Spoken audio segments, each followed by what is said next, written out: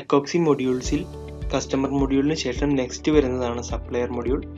ഈ ഒരു supplier module use ചെയ്യുന്നത് നമ്മളുടെ ഓർഗനൈസേഷനിലുള്ള എല്ലാ സപ്ലയർ ഡീറ്റെയിൽസും നമുക്ക് ക്രിയേറ്റ് ചെയ്യാനും അതുപോലെ സപ്ലയർ ഡാറ്റ എല്ലാം നമുക്ക് വ്യൂ ചെയ്യാനെല്ലാം സാധിക്കും.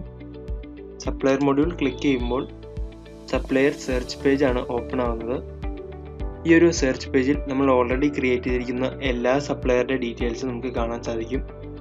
Like supplier name, supplier contact name, അതുപോലെ തന്നെ ഫോൺ നമ്പർ, GST ഡീറ്റെയിൽസ്, അതുപോലെ കസ്റ്റമർ റിലേറ്റഡ് ഉള്ള ഡീറ്റെയിൽസ് എല്ലാം നമുക്ക് കാണാൻ സാധിക്കും. ഓരോ കസ്റ്റമറുടെയും ബാലൻസ് എമൗണ്ട്, അതുപോലെ തന്നെ നമ്മളുടെ റിസീവബിൾസ് എമൗണ്ട്, പേയബിൾസ് എമൗണ്ട് നമുക്ക് സെപ്പറേറ്റ് ആയിട്ട് നമുക്ക് കാണാൻ സാധിക്കും. റിസീവബിൾസ് എമൗണ്ട് ഇവിടെ ഗ്രീൻ കളറിലാണ് ഹൈലൈറ്റ് ചെയ്തിരിക്കുന്നത്. അതുപോലെ തന്നെ പേയബിൾസ് എമൗണ്ട് നമ്മൾക്ക് സപ്ലയറിന് കൊടുക്കാനുള്ള എമൗണ്ട്സ് എല്ലാം റെഡ് കളറിൽ ഹൈലൈറ്റ് ചെയ്തിരിക്കുന്നു. ഓരോ സപ്ലയർ ഡീറ്റെയിൽസിൻ്റെയും റൈറ്റ് സൈഡിൽ ഒരു എഡിറ്റ് ഓപ്ഷൻ അവൈലബിൾ ആണ്. നമ്മൾ ഓൾറെഡി ക്രിയേറ്റ് ചെയ്ത സപ്ലയറുടെ ഡാറ്റയിൽ നമുക്ക് എന്തെങ്കിലും ചേഞ്ച് ചെയ്യണമെന്നുണ്ടെങ്കിൽ ഈ ഒരു എഡിറ്റ് ഓപ്ഷൻ യൂസ് ചെയ്തുകൊണ്ട് നമുക്ക് ചേഞ്ച് ചെയ്യാൻ സാധിക്കും. നെക്സ്റ്റ്, ഈ ഒരു സപ്ലയർ സെർച്ചിൽ ഏതൊക്കെ മെനൂസ് ആണ് അവൈലബിൾ ആയിട്ടുള്ളതെന്ന് നോക്കാം. ഫസ്റ്റ് വൺ വരുന്നത് ഫിൽറ്റർ ഓപ്ഷൻ ആണ്. ഈ ഒരു ഫിൽറ്റർ ഓപ്ഷൻ യൂസ് ചെയ്തുകൊണ്ട് ഒരു പർട്ടിക്കുലർ സപ്ലയറിൻ്റെ ഡീറ്റെയിൽസ് മാത്രം നമുക്ക് ആക്സസ് ചെയ്യാൻ സാധിക്കും. ഫിൽറ്റർ ഓപ്ഷൻ ക്ലിക്ക് ചെയ്യുമ്പോൾ ഫിൽറ്റർ ടാബ് ഓപ്പൺ ആവുന്നു. ഈ ഒരു ടാബിൽ നമുക്ക് സപ്ലയർ നെയിം എൻ്റർ ചെയ്ത് കൊടുക്കാം. അതുപോലെ തന്നെ സപ്ലയറിൻ്റെ ഫോൺ നമ്പർ അല്ലെങ്കിൽ ഇമെയിൽ ID, GST നമുക്ക് ഏതെങ്കിലും ഒരു ഓപ്ഷൻ നമുക്ക് എൻ്റർ ചെയ്ത് കൊടുത്തതിന് ശേഷം അപ്ലൈ കൊടുത്തു കഴിഞ്ഞാൽ നമ്മൾ എൻ്റർ ചെയ്യുന്ന ഡേറ്റിൻ്റെ അല്ലെങ്കിൽ ഡീറ്റെയിൽസിൻ്റെ ബേസിസിലായിരിക്കും സപ്ലയർ ഡീറ്റെയിൽസ് ആക്സസ് ചെയ്യാൻ കഴിയുന്നത്. സപ്ലയർ നമുക്ക് നെയിം വൈസ് അതുപോലെ തന്നെ എമൗണ്ട് വൈസ് ഓർഡർ ചെയ്യാം. അതുപോലെ തന്നെ നമുക്ക് ascending wise and descending wise order ചെയ്യാനുള്ള ഓപ്ഷൻസ് ഈ ഒരു ഫിൽറ്റർ ടാബിൽ തന്നെ അവൈലബിൾ ആണ്. നെക്സ്റ്റ് വരുന്നത് സെർച്ച് ബാർ ആണ്. ഈ ഒരു സെർച്ച് ബാറിൽ സപ്ലയർ നെയിം അല്ലെങ്കിൽ കോൺടാക്ട് നെയിം സെർച്ച് ചെയ്തുകൊണ്ട് ഒരു പർട്ടിക്കുലർ സപ്ലയറുടെ ഡീറ്റെയിൽസ് മാത്രം നമുക്ക് ആക്സസ് ചെയ്യാൻ സാധിക്കും. നെക്സ്റ്റ് മെനു വരുന്നത് ആഡ് ന്യൂ സപ്ലയർ ആണ്. ആഡ് ന്യൂ സപ്ലയർ യൂസ് ചെയ്തുകൊണ്ട് ഒരു ന്യൂ സപ്ലയർ നമുക്ക് ക്രിയേറ്റ് ചെയ്യാൻ സാധിക്കും. നെക്സ്റ്റ് ഓപ്ഷൻ വരുന്നത് എക്സ്പോർട്ട് ആണ്. ഈ ഒരു സപ്ലയർ ഡാറ്റ എല്ലാം നമുക്ക് എക്സൽ ഫോർമാറ്റിലേക്ക് എക്സ്പോർട്ട് ചെയ്യണമെന്നുണ്ടെങ്കിൽ ഈ ഒരു ഓപ്ഷൻ യൂസ് ചെയ്തുകൊണ്ട് നമുക്ക് എക്സ്പോർട്ട് ചെയ്യാൻ സാധിക്കും. നെക്സ്റ്റ്, ഒരു ന്യൂ സപ്ലയർ എങ്ങനെയാണ് ക്രിയേറ്റ് ചെയ്യുന്നത് എന്നുള്ളത് നോക്കാം. ന്യൂ സപ്ലയർ ക്രിയേറ്റ് ചെയ്യാൻ add new supplier option click ചെയ്യുക. Add new supplier option click ചെയ്യുമ്പോൾ ന്യൂ സപ്ലയർ ഫോം ആണ് ഓപ്പൺ ആവുന്നത്.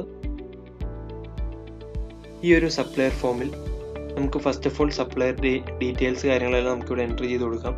Like supplier name, contact name, mobile number, email ID അത്തരത്തിലുള്ള ഡീറ്റെയിൽസ് എല്ലാം ഫസ്റ്റ് നമുക്കിവിടെ എൻ്റർ ചെയ്ത് കൊടുക്കാം. അതിനുശേഷം നമ്മൾ എൻ്റർ ചെയ്യുന്ന സപ്ലയറുടെ മാക്സിമം ക്രെഡിറ്റ് ലിമിറ്റ് എത്രയാണെന്നുള്ളത് നമുക്കിവിടെ എൻ്റർ ചെയ്ത് കൊടുക്കാൻ സാധിക്കും. നെക്സ്റ്റ് വരുന്നത് പേയ്മെൻറ്റ് ടൈം ആണ്. നമ്മളുടെ സപ്ലയറിൻ്റെ പേയ്മെൻറ്റ് ടൈം എങ്ങനെയാണ് നമ്മൾ എഗ്രി ചെയ്തിരിക്കുന്നത് എന്നുള്ളത് നമുക്കിവിടെ സെലക്ട് ചെയ്ത് കൊടുക്കാം. അതിനുശേഷം നമ്മൾ എൻ്റർ ചെയ്യുന്ന ഈ ഒരു സപ്ലയറിന് ഓപ്പണിംഗ് ബാലൻസ് ഉണ്ടെങ്കിൽ നമുക്ക് ആ ഒരു ഓപ്പണിംഗ് ബാലൻസ് എമൗണ്ട് ഇവിടെ എൻ്റർ ചെയ്യാം. ഓപ്പണിംഗ് ബാലൻസ് എമൗണ്ട് എൻ്റർ ചെയ്തതിന് ശേഷം നെക്സ്റ്റ് അക്കൗണ്ട് ടൈപ്പ് നമുക്ക് സെലക്ട് ചെയ്യാം. അതായത് നമ്മൾ എൻ്റർ ചെയ്ത ഓപ്പണിംഗ് ബാലൻസ് ഡെബിറ്റ് ബാലൻസ് ആണോ അല്ലെങ്കിൽ ക്രെഡിറ്റ് ബാലൻസ് ആണോ എന്നുള്ളത് നമുക്കിവിടെ സെലക്ട് ചെയ്ത് കൊടുക്കാൻ സാധിക്കും. നെക്സ്റ്റ് വരുന്നത് ഗ്ലോബൽ ആൻഡ് ലോക്കൽ എന്നുള്ള ഓപ്ഷനാണ്. നമ്മൾ സേവ് ചെയ്യുന്ന സപ്ലയർ HOയിലേക്കും അതുപോലെ തന്നെ HOയുടെ അണ്ടറിൽ വരുന്ന ബ്രാഞ്ചസിലേക്കും കൂടിയുള്ളതാണെങ്കിൽ നമുക്കിവിടെ ഗ്ലോബൽ ഓപ്ഷൻ എനേബിൾ ചെയ്തിടാം.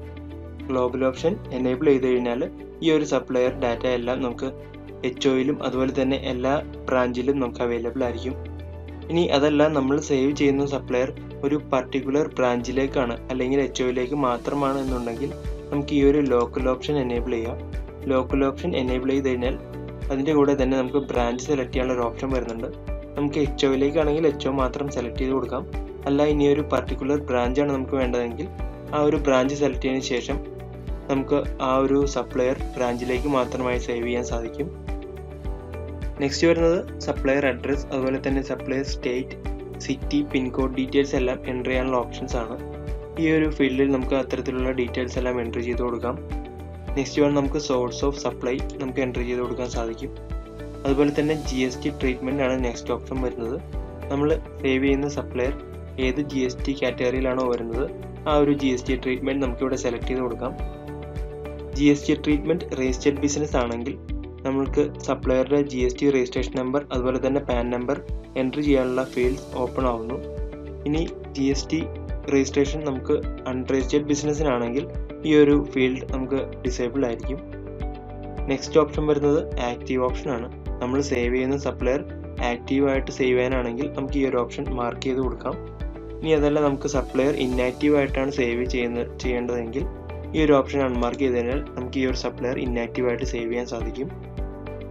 സേവ് ചെയ്തതിന് ശേഷം നെക്സ്റ്റ് സപ്ലയർ സെർച്ച് പേജ് ആണ് റീഡയറക്റ്റ് ചെയ്യുന്നത്.